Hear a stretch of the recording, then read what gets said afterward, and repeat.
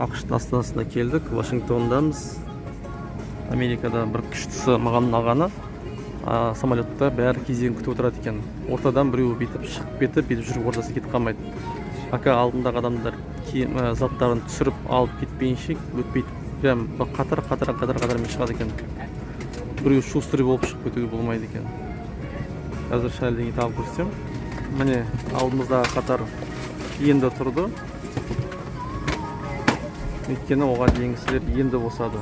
Олар босамайынша ешқайсысы тұрған енді тұр. Қазір багажын алып болсын, сосын біз өтеміз.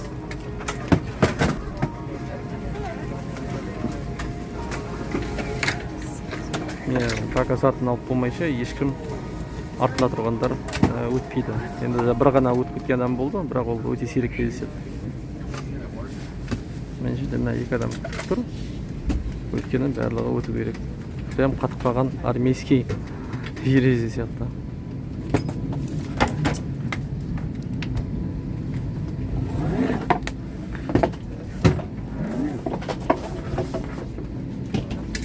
Енді біздің кезек, мына қасымдағы кісі кетсін. Алдымызда еще адам қалмады. Please.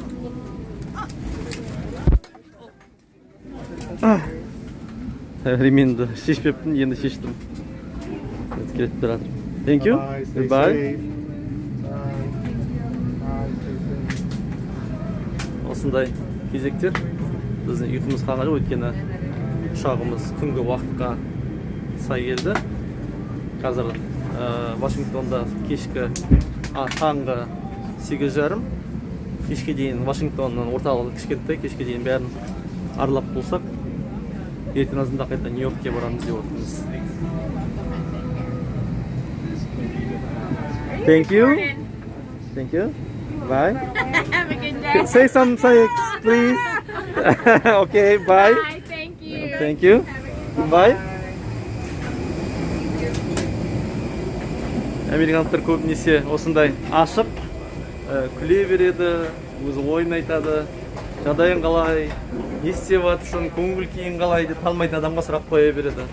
Ауа райы бүгін керемет деп танымайтын адам, мысалға магазиндегі кассир айтуы мүмкін, бүгін ауа райы күшті болып тұр, сенің көңіл күйің жақсы шығар деп деген сияқты қызық сондай сұрақтар қоя алады. Қазір енді біз аэропортына келдік. Бұл қай аэропорт еді, ұмытып қалдым. Қалаға қазір шығамыз.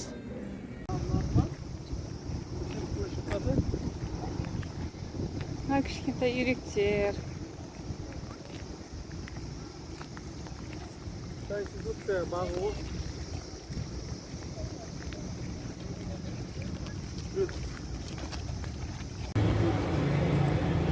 Біз жаңа Белый домның қасынан өттік. Мына жерде тиын жүр. Не тиын? Тиынды қарасай? Тиіспейміз саған? Тиіспейміз саған?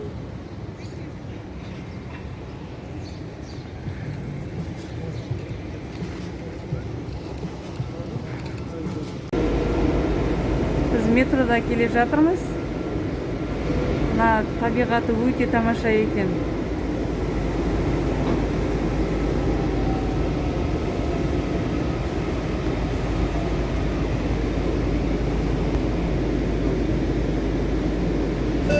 Doors opening. Step back to allow customers to exit. When boarding.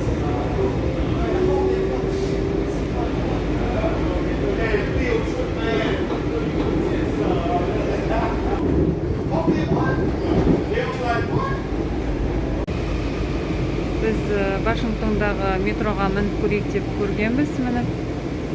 Қазір тоқтады. Doors opening on the left. Метрода.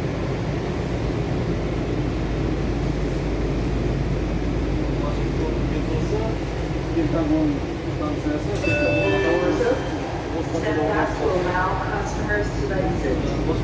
When boarding, please. Вашингтон метросы, Пентагон станциясы, Пентагон атақты осы осы станцияда орналасқан. Вашингтон метросы тазалау екен, Нью-Йорктан қарағанда.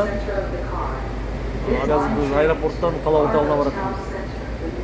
Осы жақтан шықсаңыз, ақш-тың қорғаныс министрлігі Пентагонды көруге болады. Бір не өтіп кеттік. Бұған дейінгі станция Пентагон центр деп тұрады. Пентагон Сити сөйден шықса көрсе болады. Қазір біз Потомак деген өзеніне өтіп, Белый домның қасындағы станциядан шығамыз. Макферсон станциясы, Вашингтонның метросы өте таза екен. Қазір біз шығып, анау Белый домның жанына барамыз.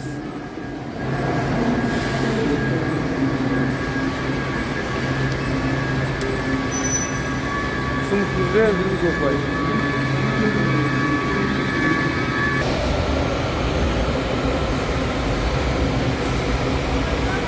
Америка құрама штаттарының астанасы Вашингтондамыз. Мынау Ақ үй, президент Байден осы жерде отырады. Мына жерде жауып тастаған, жақындай алмаймыз, өйткені мүмкін жөндеу жұмыстары бола ма түсінбедім.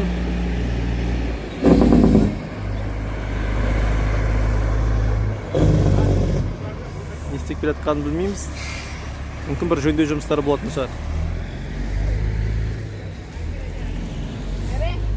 Туристер қатты көп емес, өйткені қазір өздеріңіз білесіздер, пандемияға қатысты көп елдер туристер азайып кеткен. Әдетте бұл жерде өте халық жүретін тұғын. Табиғаты керемет, қазір ыстық, білмеймін, бір 35 градус бар сияқты. Мынау Bird деген, оларды приложениемен алып, ақшасын төлеп, сағатына жалдап алуға болады. Велосипедтерде жалға алған велосипедтер.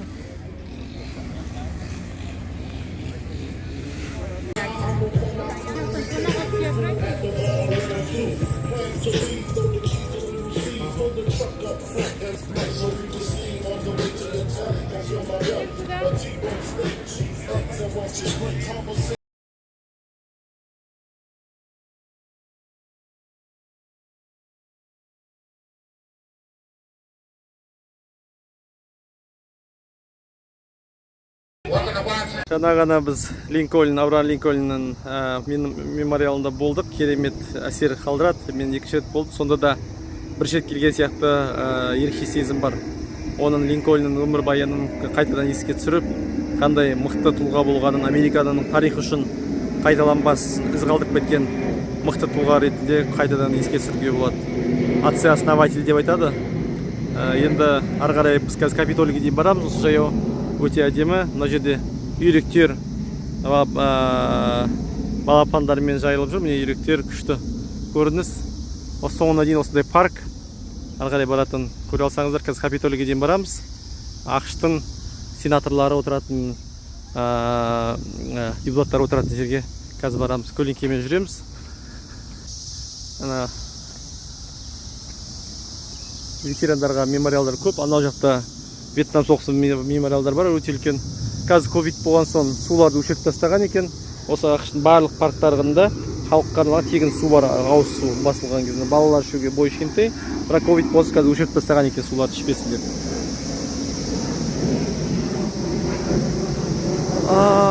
Осындай әдемі көрініс. ақш-тың көп жерінде осы өз жалауларын байқауға болады. Өз жалауларын өте қатты сүйеді. Әр отбасы, кейде әр фирма, әр компания, әр мекеме жиі іліп тұрады.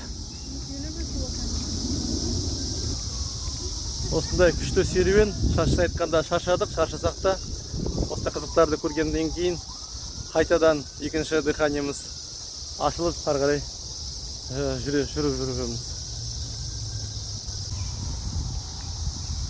Күн ыстық, өте аяғыммен жүріп шаршап кеттік. Сондықтан бұл паркта аяғымды салып қоюға болады екен суға. Осы жазып қойған, аяқты салып қоюға болады, бірақ жүгіріп ойнауға болмайды деген. Өте күшті екен. В общем, кайф. Газовкамызды қойып қойдық бір шетке.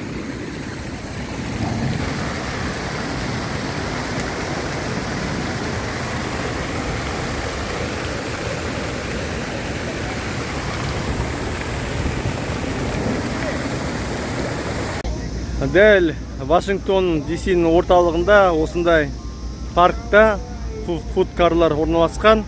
Ұзынан бойы ұзын, осылай. Мороженое, гамбургер, тако, чикен барлығы бар. Алдымызда Вашингтонның мемориалы, ар жағында Линкольнның мемориалы бар. Ал мына жағымызда Капитолий, сояққа барамыз. Ол ақш-тың парламенті. Осындай жағдай жасап қойған музыкалармен. Біз жаңа коланы алдық, қымбаттау. Бұл жерде $2 кола алдық. Сосын Жақсыгүл $6 өз ванильный мороженое алды. $6 арзан емес, кола бірақ жақсы баға, бірақ мороженое сәл қымбат. Бірақ осындай ыстықта жеп жүруге өте жақсы жер. Осындай қалаларда бізде де цивильно осылай жасаса, мен ойымша осылай жасауға болады. Капитолийдің жанындамыз. Капитолийдің алдында үйректер жүзіп жүр балапандарымен. Ешқандай адамдардан қорықпайды. Үйренген. Мына жерде балапандары.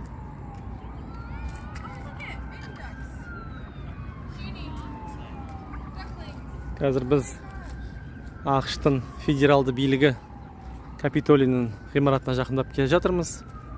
Бұл жерде барлық штаттарда сенаторлар, представительдер отырады. Нағыз билік бағана айтқанымдай, ол ақ үйде емес, нағыз билік осы федералды билік органы, ол Капитолийде. Бізше парламент.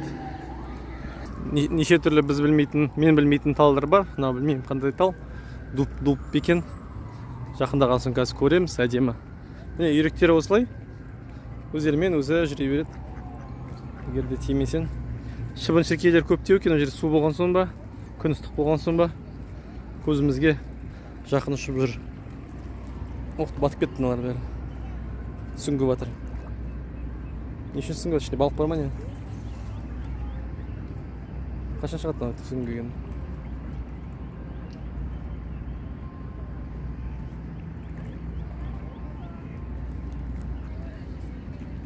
Не бар, неге? Не бар астында? Айтсаңдаршы. Әлі ыстықтан қашасыздар ма? Солай. Капитолийдің алдындағы суда үйректер көп жүреді. Оларға бүкіл жағдай жасап қойған. Мінетін пандус жасап қойыпты. Пандуспен үйректер мініп, балапандары, өздері білінеді, балапандар мініп, осылай түседі, көрдіңіздер ме? Please don't feed the ducks. Үйректерге тамақ бермеңіздерші дейді, өйткені кейбір тамақта зиян болуы мүмкін.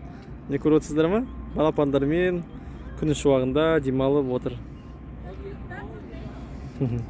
Анау жақта да тағы да бір не бар, осындай мінетін.